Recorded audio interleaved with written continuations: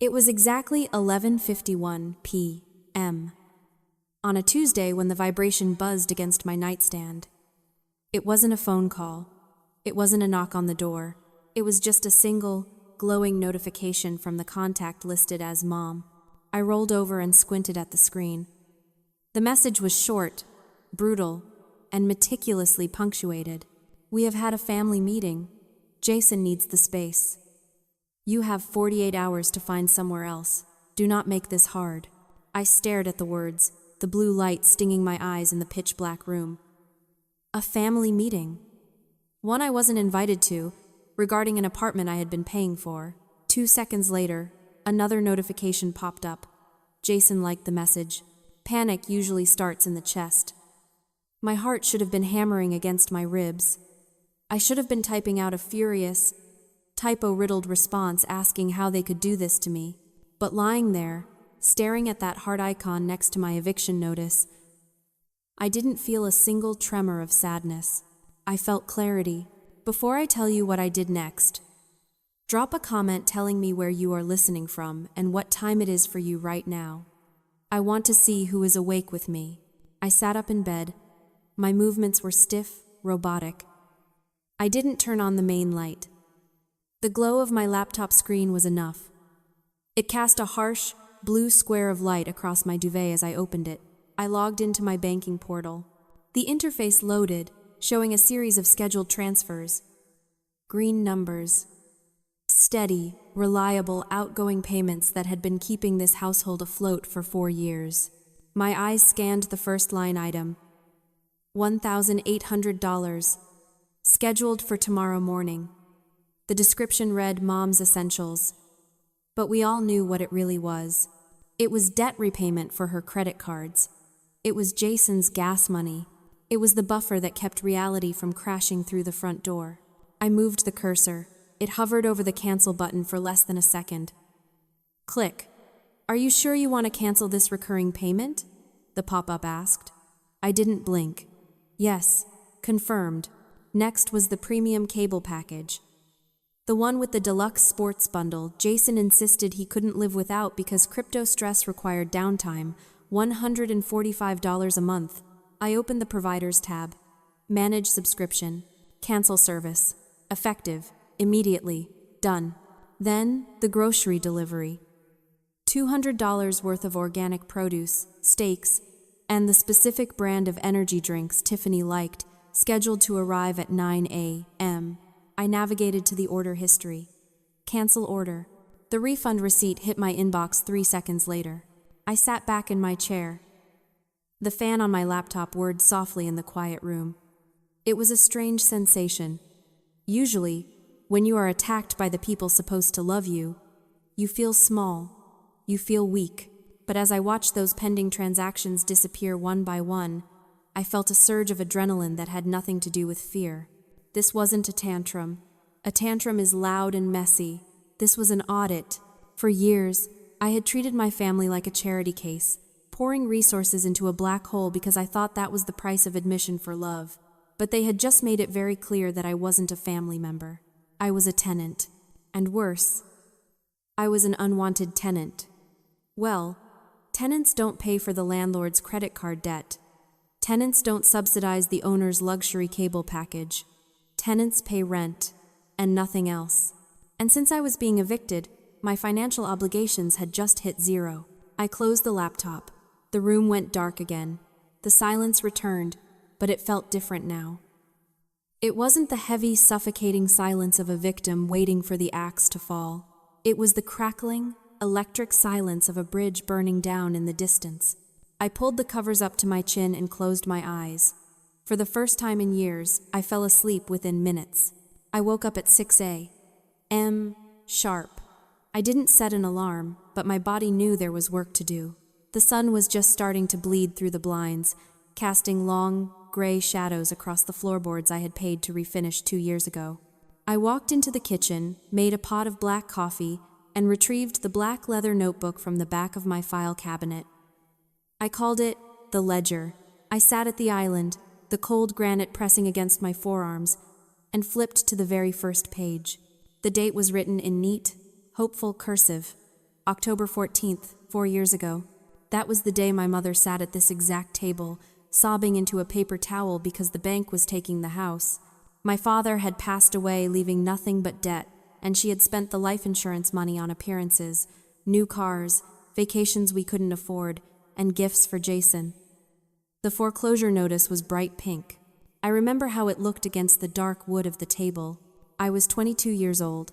I had just landed my first big contract as a senior designer. I had savings, I had a future, and in that moment, looking at my mother's shaking shoulders, I made the decision that would define the next 4 years of my life. I bought the condo. I paid off the arrears. I put the down payment on a refinanced mortgage under my name. But there was a condition. Don't tell Jason. She had begged me. Don't let the neighbors know I failed. Let me keep my dignity. So, I agreed. On paper, I was the owner. In public, I was the dutiful daughter paying rent to help her struggling mother. It was supposed to be a temporary arrangement until she got back on her feet. But temporary became permanent, and rent became a bottomless pit of financial support. I ran my finger down the columns of figures in the notebook. $1,800. Every single month.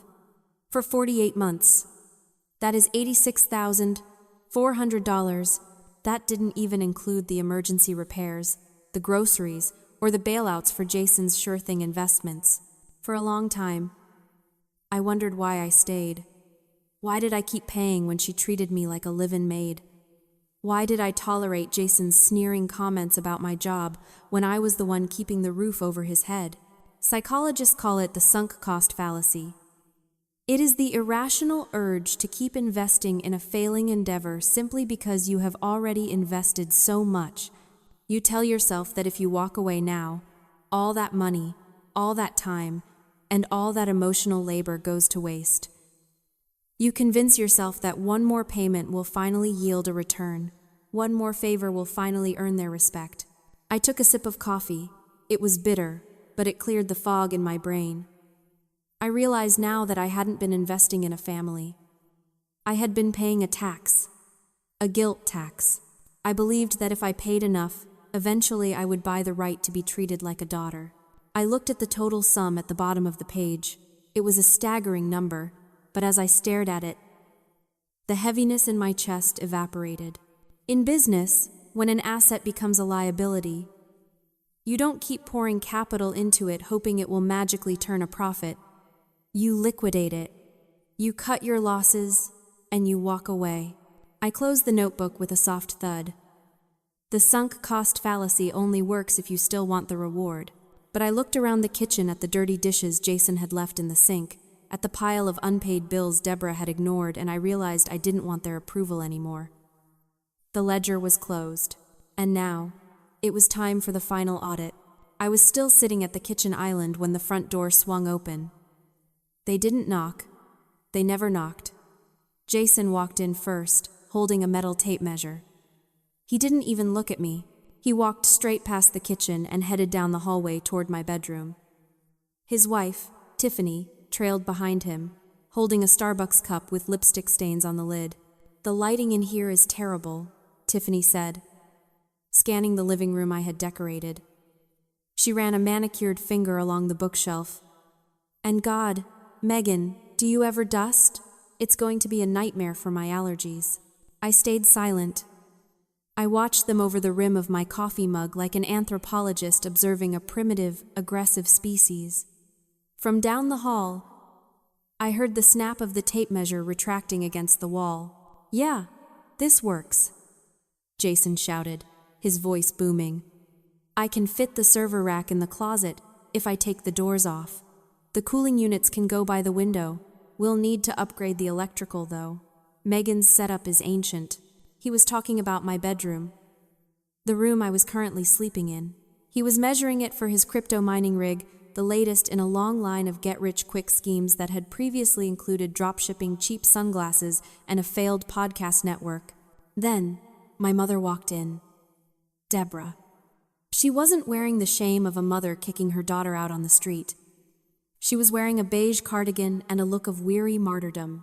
She placed a heavy hand on the counter, right next to my ledger. You're still here, she said. It wasn't a question. I hope you are packing. Jason wants to start painting on Saturday.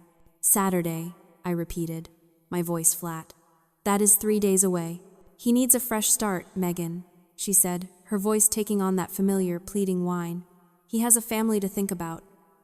He is under so much pressure. You're single. You're independent. You can bounce back. It's easier for you. There it was. The cornerstone of our entire family dynamic. In psychology, they call this the narcissistic family system. It assigns rigid roles that have nothing to do with reality and everything to do with the parent's ego. Jason was the golden child. To my mother, he was an extension of herself, flawless, deserving, and perpetually victimized by the world. His failures were never his fault. They were bad luck. His needs were emergencies. His wants were mandates. And I was the scapegoat. I was the utility player. I wasn't a person with feelings or rights. I was a resource to be harvested. If I had money, it belonged to the family. If I had space, it belonged to Jason. My stability didn't make them proud. It made them resentful, because it highlighted their own chaos. You are being so territorial, Deborah sighed, interpreting my silence as selfishness. This house is big enough for everyone, but you just refuse to compromise. It breaks my heart, Megan. It really does. I tried to raise you to be generous. My gaze shifted to Jason, who was now walking out of my bedroom, typing furiously on his phone, probably ordering equipment with money he didn't have. I glanced at Tiffany, who was critically examining my curtains. Finally, I looked at my mother, who truly believed she was the victim in this scenario. You're right, Mom, I said, standing up and sliding the black notebook into my bag. I have been territorial. But don't worry, I'm going to fix it. She smiled, relief washing over her face. She thought I was surrendering. She thought the scapegoat was falling back in line. Good, she said, patting my hand. I knew you'd do the right thing. I will, I said. I'm going to see a lawyer. To help with the lease transfer? She asked innocently. Something like that, I lied. I walked out the door without looking back. They thought they were measuring the walls for new paint. They didn't realize they were measuring the dimensions of their own prison cell. My attorney's office was only 10 blocks away, but it felt like a different universe. It was cool, quiet, and smelled of expensive mahogany and billable hours. Sarah sat behind her glass desk, sliding a single sheet of paper toward me. She didn't offer me tea or sympathy. She knew I didn't want them. This is it, Sarah said, her voice clipped and professional. Standard voluntary surrender of possession. But I tweaked the definitions clause. I looked at the document. To the untrained eye or the arrogant eye, it looked like a standard move-out form. It had bold letters at the top. Notice of vacancy and termination of residency. Explain it to me like I'm a jury, I said. Sarah pointed to the fine print at the top. Here, we define the signatory as the current occupant terminating their rights to the property. We define the counter-signatory as the deed holder accepting the vacancy. Deborah will think she is signing as the owner to kick you out. But the signature line is clearly marked tenant in size 10 font. And if she signs it, then legally, she is voluntarily terminating her own unwritten lease, effective immediately. She is evicting herself. I smiled. It was cold, factual, and lethal. This is the core principle of asymmetric information warfare. In battle, you don't always need more firepower than the enemy. You just need to know the rules of the game better than they do. My family thought we were playing a game of emotional chicken. They didn't realize we were actually in a court of contract law. I took the paper and drove home. When I walked in, the smell of pepperoni pizza hit me. Jason and Tiffany were sprawled on the couch I bought, watching the TV I paid for, eating pizza they didn't offer me. I threw the folder onto the coffee table. It landed with a heavy slap right next to the pizza box. I found a place. I lied smoothly. I can be out by tomorrow morning. Jason pumped a fist in the air. Finally. See? I told you she just needed a push. But I added, cutting him off. I need to transfer the utilities and the liability insurance out of my name. I am not going to be responsible if you blow a fuse with your mining rig, Jason. I need you to sign this confirming that I am no longer liable for the property. I played to their greed. I knew that if I made it about money, about me trying to save a few dollars, they would be eager to sign just to spite me. Jason snatched the paper. He didn't read the definitions. He didn't read the clauses. He just saw the words termination of residency and assumed he had won. "Mom," he shouted toward the kitchen. "Get in here. Megan's finally signing over the house rights." Deborah walked in, wiping her hands on a dish towel. She looked at the paper, then at me. "You're really leaving?" "It's what you wanted," I said, keeping my face completely blank. "Just sign there, and I'm gone. No more arguments, no more debts." She picked up the pen. For a split second, she hesitated, hovering over the line. My heart hammered against my ribs, but I didn't flinch. I just looked bored. "Fine," she sighed. "It is for the best, Megan. You'll see." She pressed the pen to the paper. The scratching sound of her signature filled the room. It was the sound of a trap snapping shut. She handed the paper back to me with a smug smile. "Make sure you leave the keys on the counter." "I will," I said, tucking the document safely into my bag.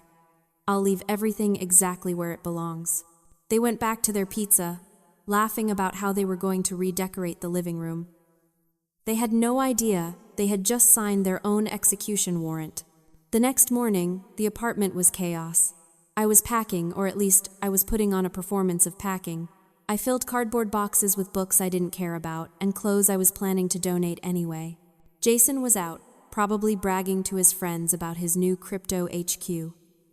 Deborah was at the salon, celebrating her victory with a manicure she couldn't afford.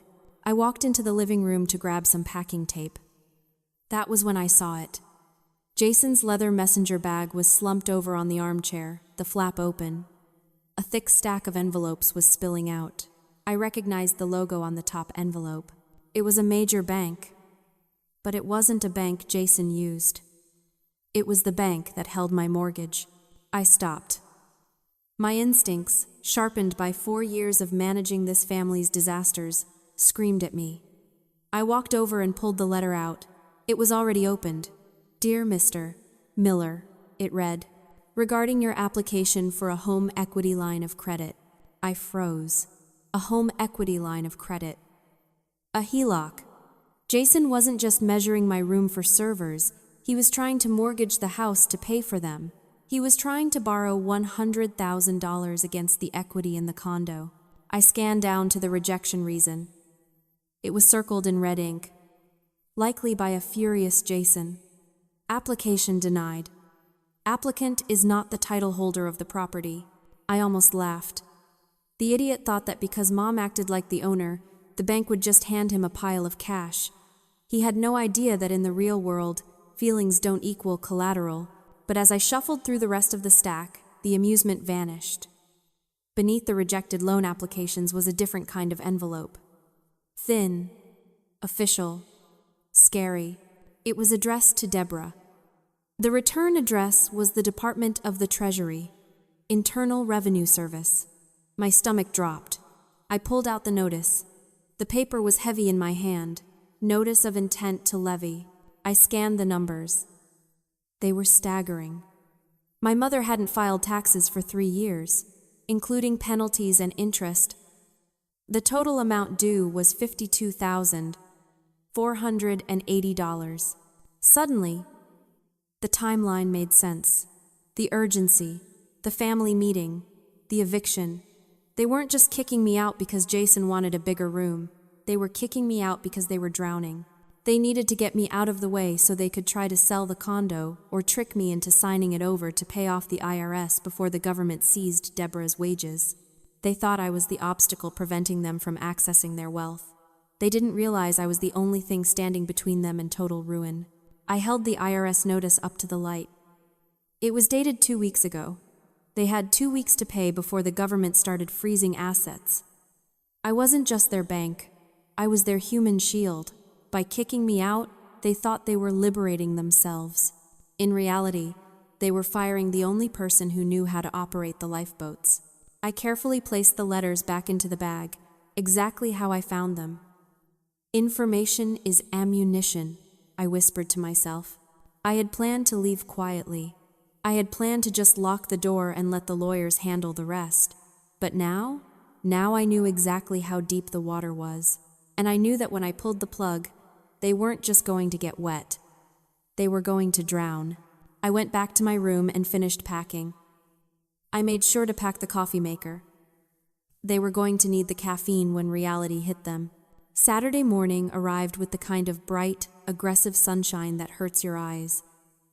I stood by the door, watching Jason and Tiffany sprawl on the sectional sofa like royalty. Jason was drinking coffee from my favorite mug, his feet propped up on the oak coffee table I had refinished myself. "Don't scratch the floor, Megan," Jason sneered, watching me stack a few books near the entrance. "I gotta live here, you know." "Don't want it looking like a dump," Tiffany giggled, not looking up from her phone. "And make sure you take that noisy air purifier. We don't want your clutter." I smiled. It was the first genuine smile I had given them in years. "Don't worry," I said, my voice calm and steady. "I won't leave a single thing behind." I opened the front door. A team of 4 men in blue uniforms marched in. They didn't look at Jason. They didn't look at Tiffany. They looked at me.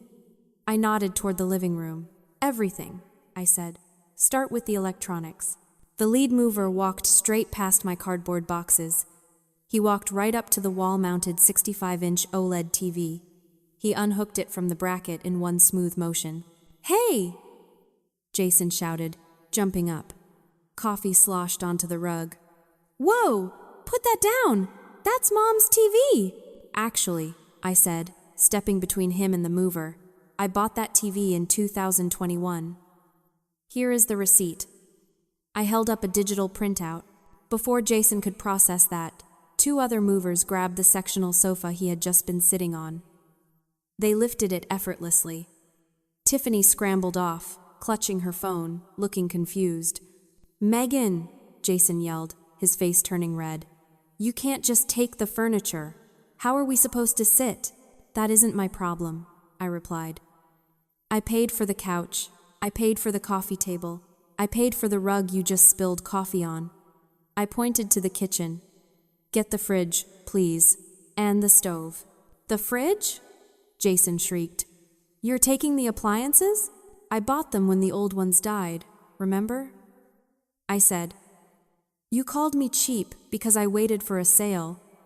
Well, now I am taking my cheap appliances with me." The sound of the refrigerator being unplugged, that heavy, mechanical thud followed by silence, was music to my ears. Just then, Deborah stormed out of her bedroom. Wearing her bathrobe, she looked at the empty wall where the TV used to be. She looked at the sofa disappearing out the front door. "Stop this," she screamed. "Megan, have you lost your mind? You cannot strip my house bare." "Your house?" I asked. The room went deadly quiet. The movers paused, looking at me for confirmation. I gave them a nod to keep going. Then I turned to my mother. I pulled the blue folder from my bag. I took out 2 documents. "Mom," I said, my voice dropping an octave, "you haven't owned this house for 4 years. You know that. I bought it to save you from foreclosure. But we had an agreement," she stammered, her eyes darting to Jason, whose jaw was on the floor. "I am the head of this household." "Not legally," I said. I presented the first paper. "This is the deed. My name is the only name on it." Then I revealed the second, the one she signed yesterday, "and this is the voluntary surrender of possession you signed 24 hours ago. You thought you were evicting me. But read the fine print, Mom. You terminated your own tenancy." I stepped closer. "You are not the owner. You are not the tenant. As of right now, you are a squatter." Jason looked at Deborah. "Mom, is that true? She owns the place?" Deborah couldn't speak. She just crumpled, looking smaller than I had ever seen her. You have until 5 p.m., I said, checking my watch. After that, I changed the locks. Anything left inside becomes the property of the landlord. I suggest you start packing. I turned around and walked out to my car. Behind me, I heard Jason start screaming, not at me, but at Deborah. It was the sweetest sound I had ever heard. 3 weeks later, I sat on the balcony of my new apartment. It wasn't as big as the condo. It didn't have the granite countertops or the smart fridge I had paid for. But it had something the old place never did: silence. It was a clean, hollow silence. The kind that doesn't ask you for money. The kind that doesn't demand you shrink yourself to make room for someone else's ego. I took a sip of my coffee brewed in the new coffee maker I bought with the money I saved from not paying my mother's credit card bill. I heard through a cousin that the eviction went exactly as the law dictated. When 5 p.m. rolled around that Saturday, the locks were changed. Jason tried to call the police. But once the officers saw the deed and the signed surrender form, they gave the family 10 minutes to vacate the premises. They are living in a 2-bedroom basement suite, 3 towns over. It was the only thing they could get approved for with Deborah's credit score and the IRS lien now actively garnishing her wages. And Jason, the crypto millionaire in waiting? He isn't building server farms anymore. He is working double shifts at a distribution warehouse to make rent because he had to co-sign the lease. The golden child finally had to get his hands dirty. My phone buzzed on the table. It was a text from an unknown number. I didn't need to save the contact to know who it was. Please. The heat is broken here. We are freezing. We are family. How can you sleep at night? I looked at the message. A month ago, that text would have sent me into a spiral of guilt. I would have transferred $500 just to make the feeling go away. But today, I didn't feel a ghost of guilt. I felt nothing.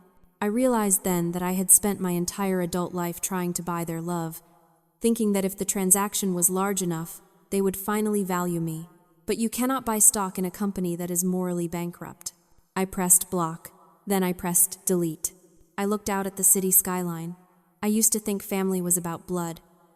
I used to think it was an unbreakable bond that required total sacrifice. Now I know the truth. Family is about respect. It is about reciprocity. If you have ever had to cut off a toxic family member to save yourself, type freedom in the comments. Don't forget to follow for more stories of justice.